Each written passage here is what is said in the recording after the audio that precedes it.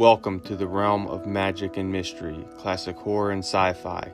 You are now entering the House of the Unusual podcast with your hosts, Eddie and Joe.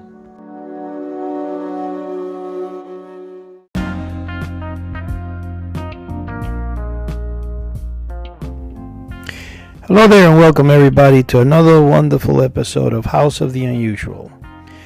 This week I have some very important news. One of the news is actually, as you guys know, about I think it was 2 or 3 weeks ago, I spoke about a book that we had just published, a collaborated effort between me and Caputo. The book is entitled Skull Magic Unleashed.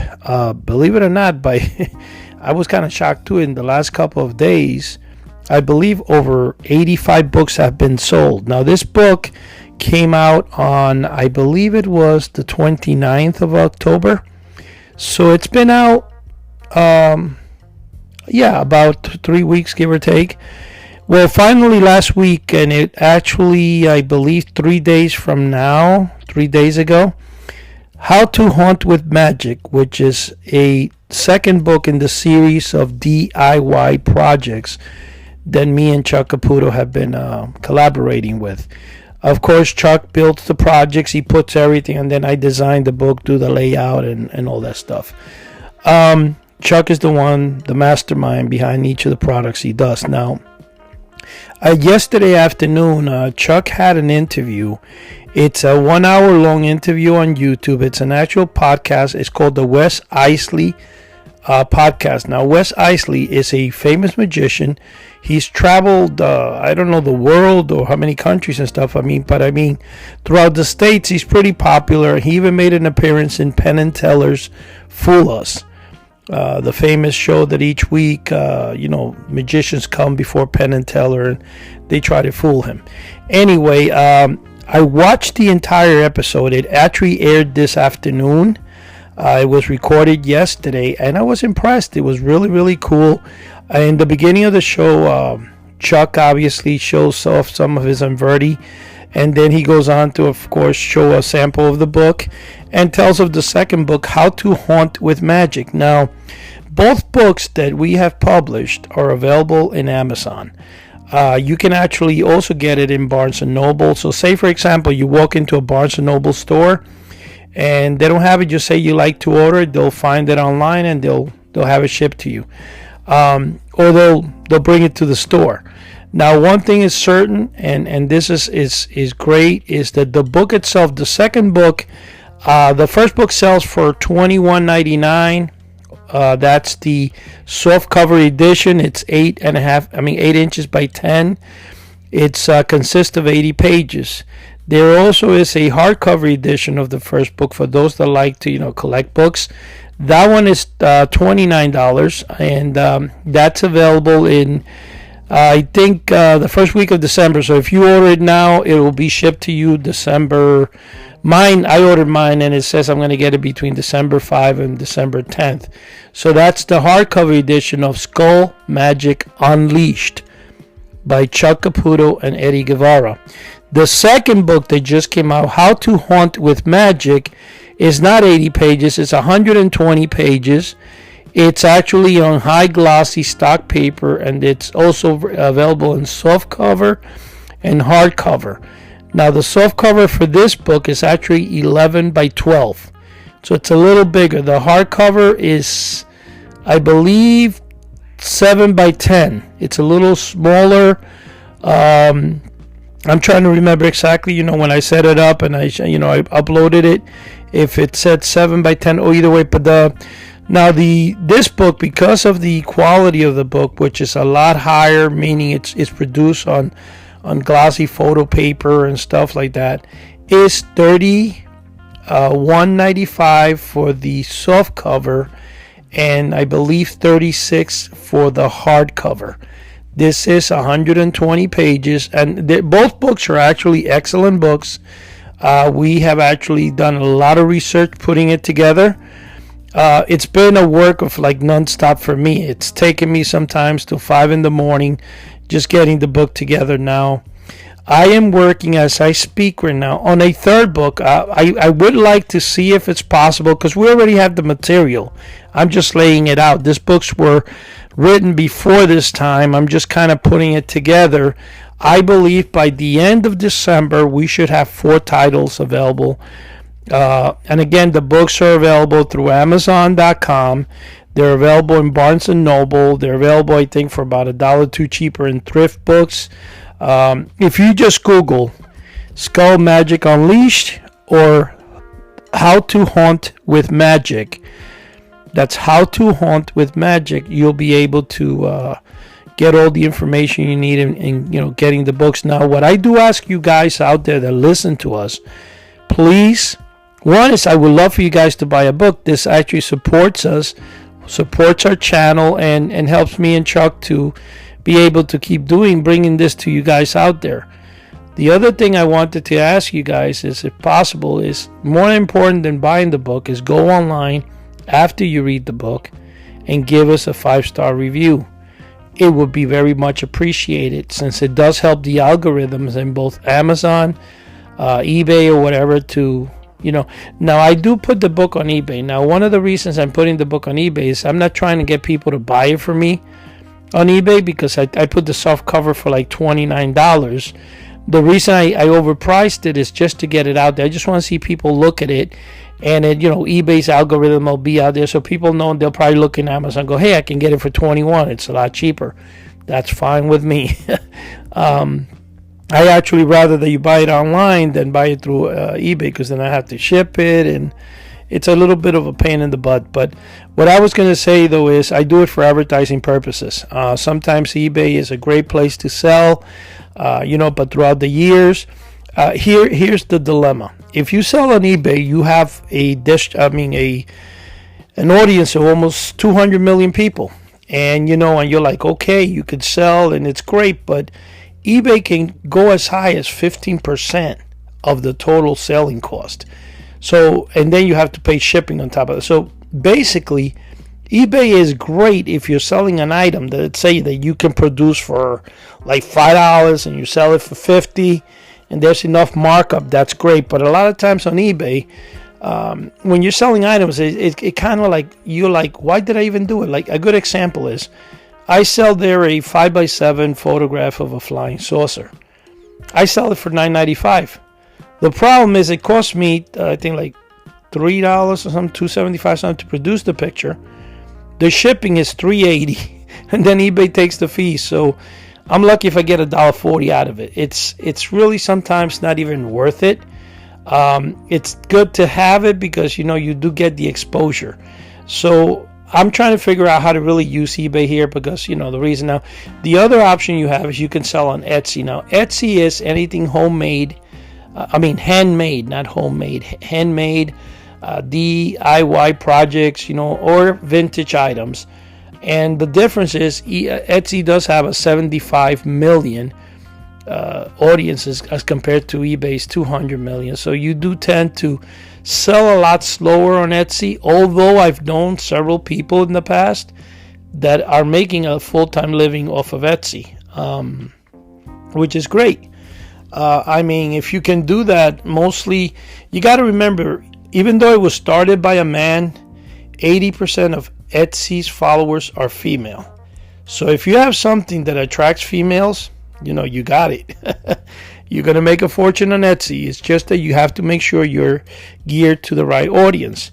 House of the Unusual offers a lot of stuff, but it's mostly geared to a male audience because it's novelties and monsters, and it's not as much as I want, which I'm trying to be more diverse. And I'm actually Cheri Caputo, of the 2 titles I'm working on right now. One is on the famous mystery alien ball called the Betts Ball, which if you guys known in the past, we've mentioned it. I acquired this ball. I don't know if it's the original or not. It could be, could not be. I'm never going to say it is, but it looks like it could be. I don't have any proof of it being. I'm actually getting it tested and trying to get to some type of conclusion with it. But I acquired it off a magician in Florida, a friend of mine.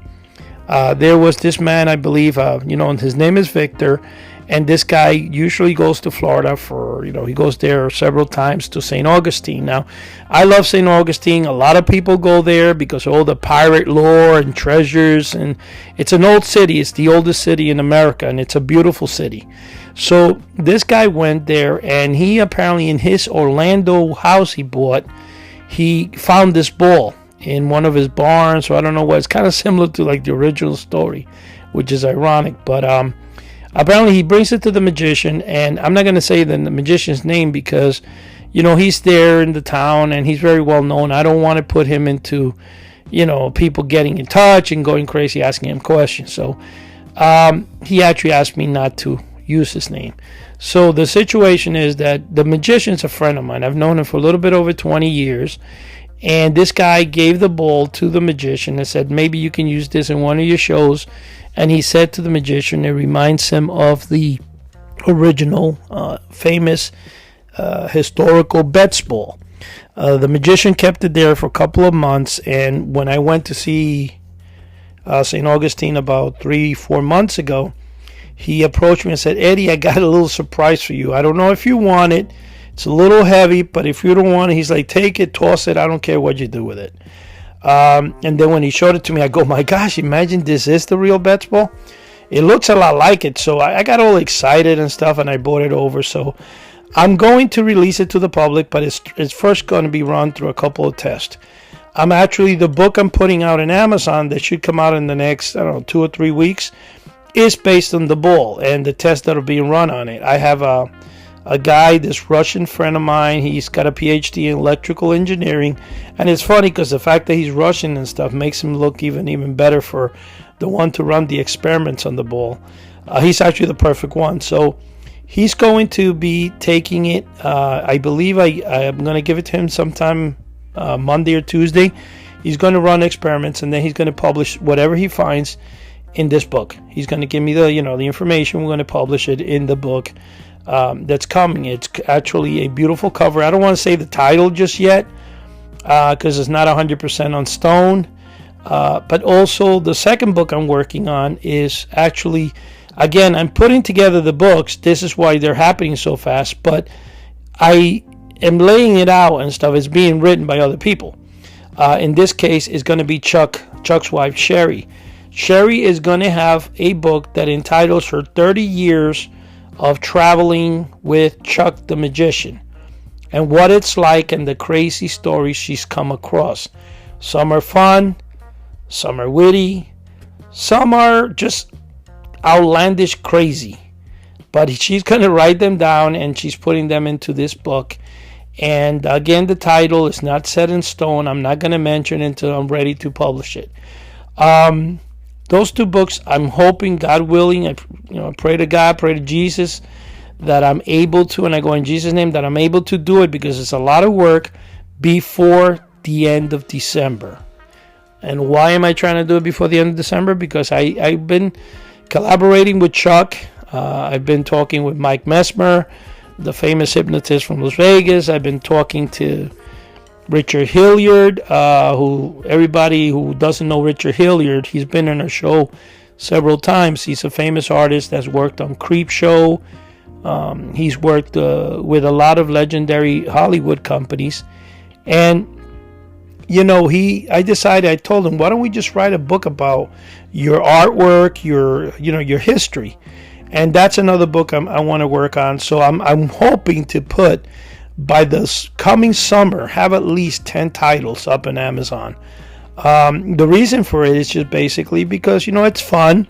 I enjoy what I'm doing, and it also is great to get, publicly known. Through Amazon is the best place to publish and put your stuff out there. I mean, I'm tired of the days when I would put together booklets and then you got to staple them, and it's time consuming, copying them, folding them. It's crazy. And I do sell a lot of booklets. I've been selling for the last 40 years that way.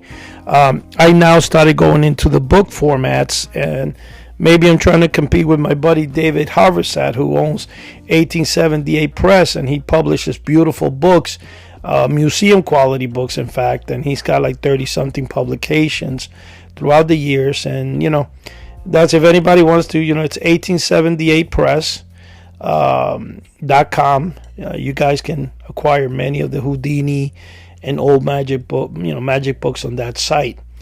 So having said that, guys, I wanted to tell you that the last thing I'm going to bring up is the new website. The website is finished. I have to, in order for me to make it live, I need to upload a few of my products in it. I might do that tonight, and then, but I'm gonna take my time for the next 2 or 3 days on it. Tomorrow is Thanksgiving. I'm gonna be a little busy, but having said that, guys, I want to say Happy Thanksgiving to all you guys out there. May your families be blessed. May God bless all your family in Jesus' name. And may everybody have a blessed day with their families tomorrow. Again, look forward for the website. It's really, really good, man. It's a phenomenal website. I love it. I'm excited about it. But it will go live pretty soon. I'll let you guys know as soon as it does. Having said that, thank you. And Chuck, take over, buddy.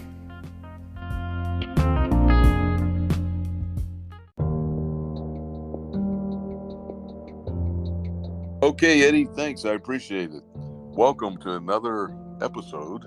We have a great podcast tonight with my beautiful wife, Cheri. Hi, everyone. All right, this is some of the scariest hotels around the world.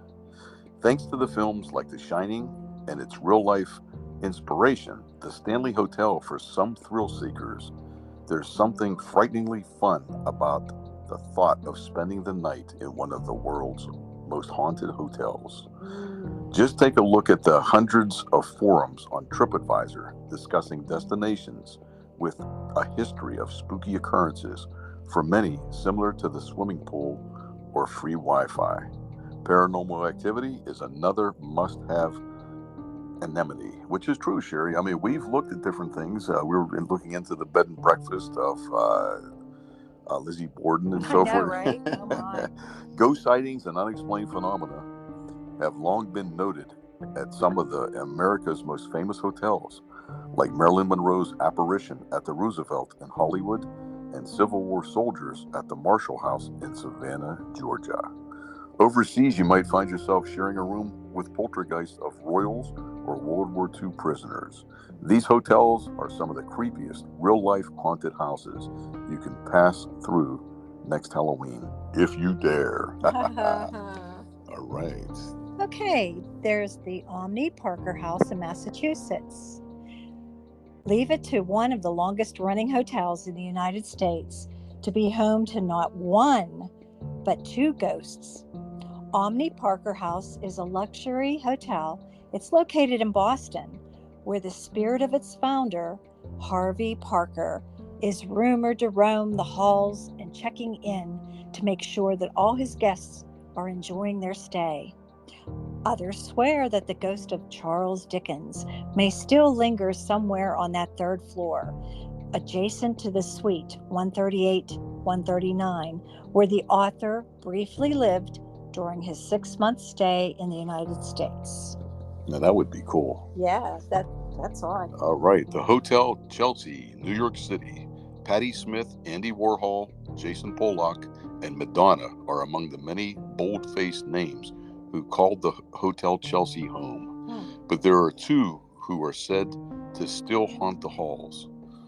While the hotel closed its doors in 2011 for renovations and reopened earlier this year, 2023, former tenants and employees have long noted paranormal activity surrounding the ghosts of Sid Vicious, accused of murdering his girlfriend while they lived there, and Dylan Thomas, whose dedicated plaque on the outside of the building reads, "Dylan Thomas lived and wrote at the Chelsea Hotel, and from here he sailed out to die."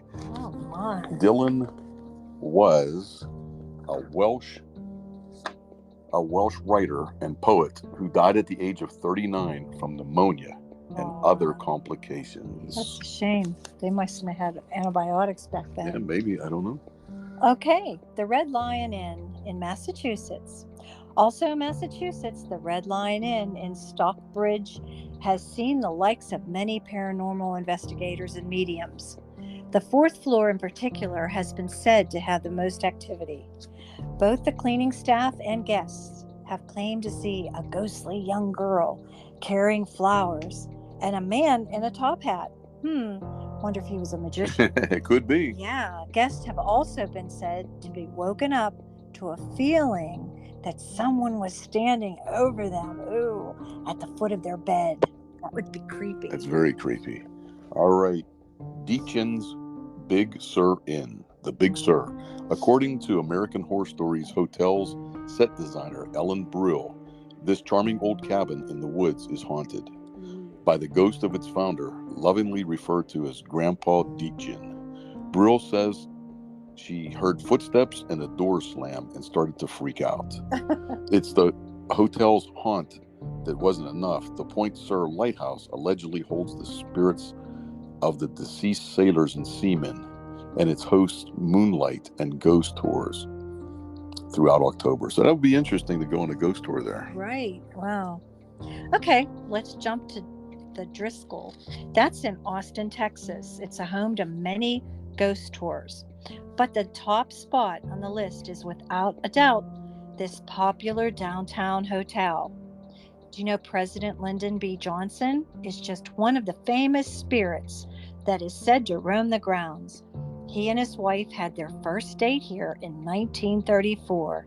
And he also watched the results of the 1964 presidential elections from, guess what? The presidential suite.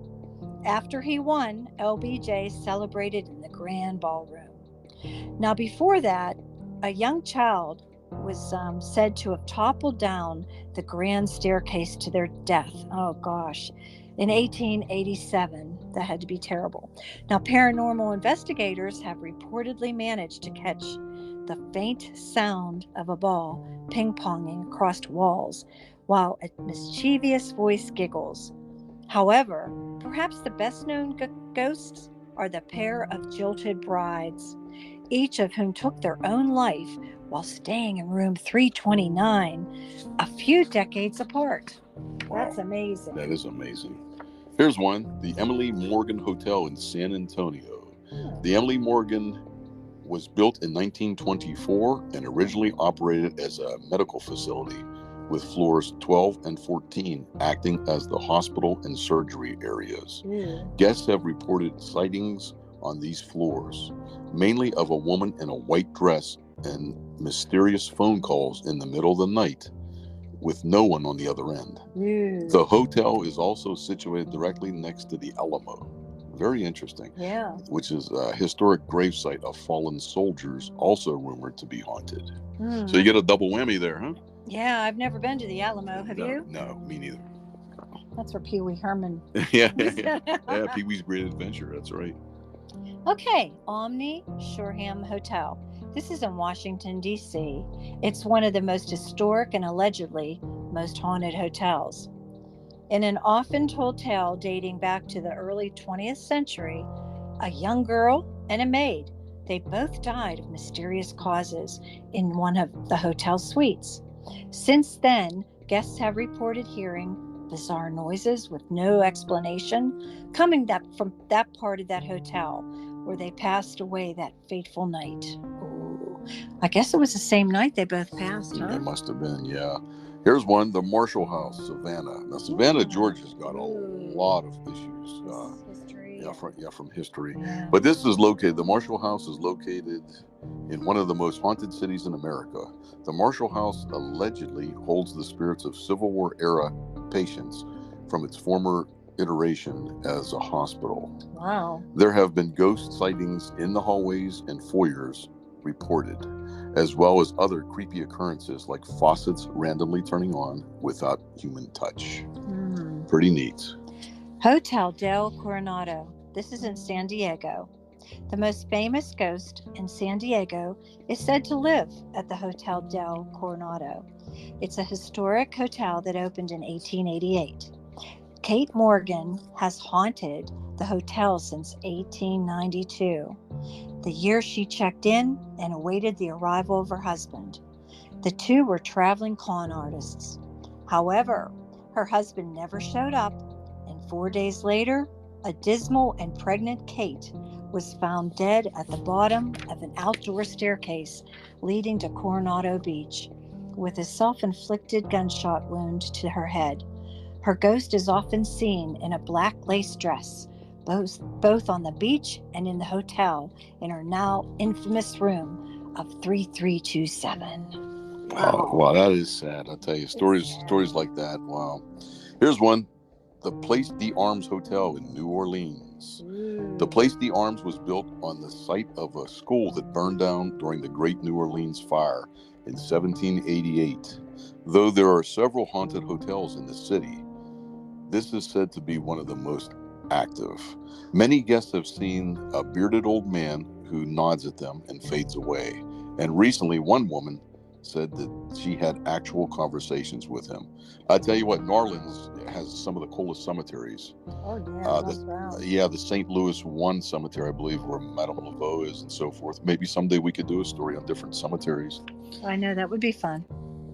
Now, Chateau Marmont in West Hollywood, home to many celebrity guests, including Katharine Hepburn and more recently Lindsay Lohan.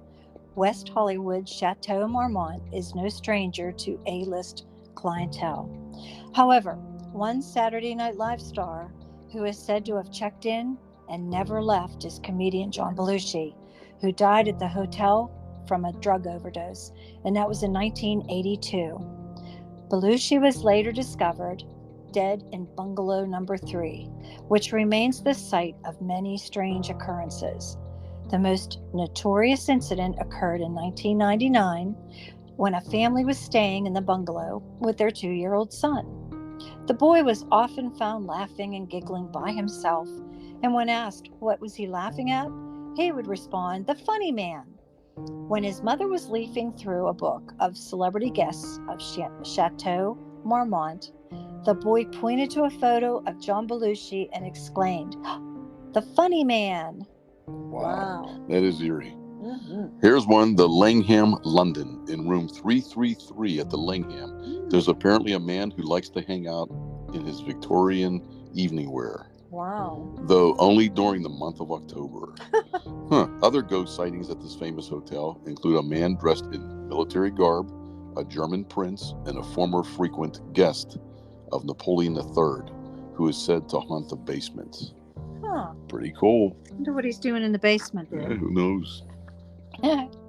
All right, Crescent Hotel and Spa, that's in Arkansas.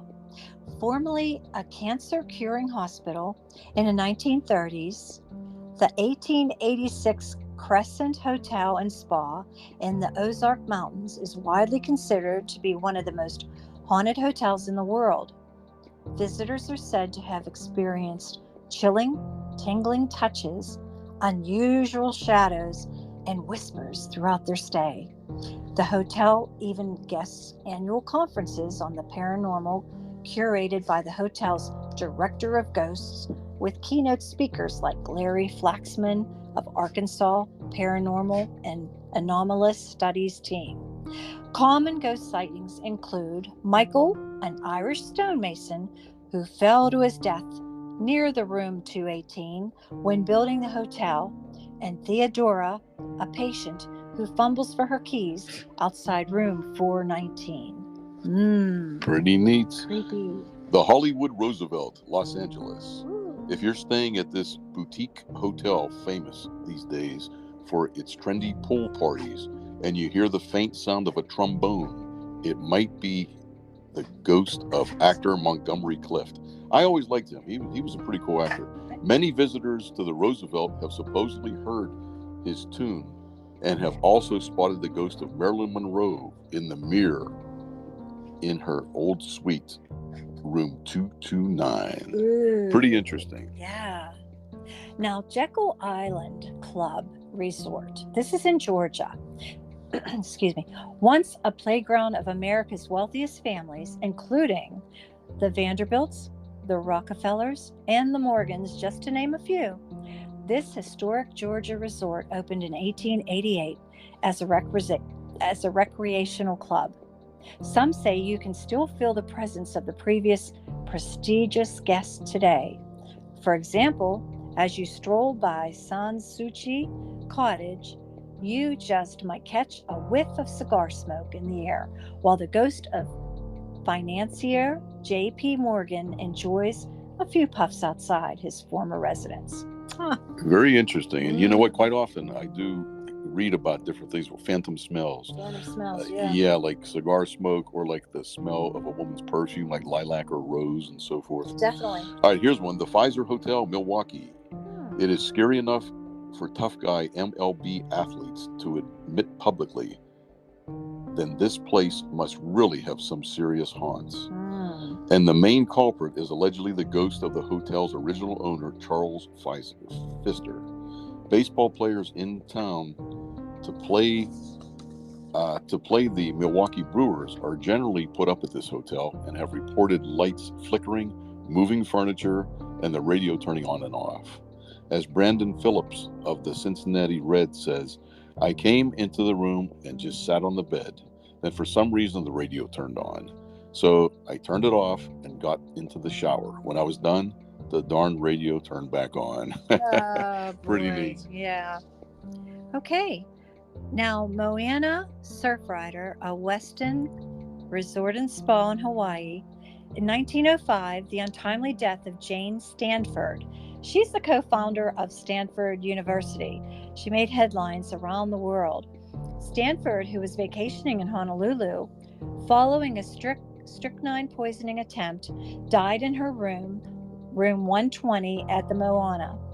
It was said strychnine had been introduced into a bottle of bicarbonate of soda with felonious intent by some person or persons, which remains unknown. Since then, there have been reports that the ghost of Stanford still frequents the Seaside Hotel. In fact, guests and hotel staff have said that they've seen her walking at night trying to find her room. Pretty cool. Wow. Well, there you have it, folks. Yeah.